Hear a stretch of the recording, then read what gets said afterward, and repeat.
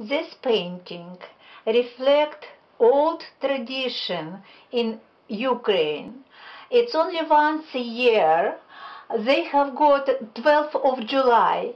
They have got one night when women can choose any man and men can choose any woman and spend all night long with her.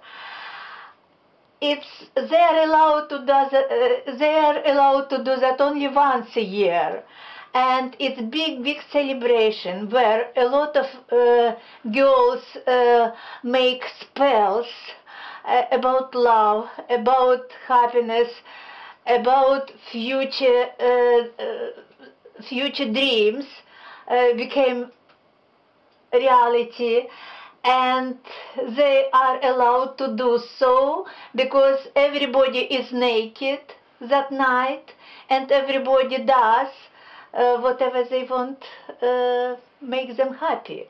And a painting is called Nymphs, and I wish we have got the same celebration. Thank you.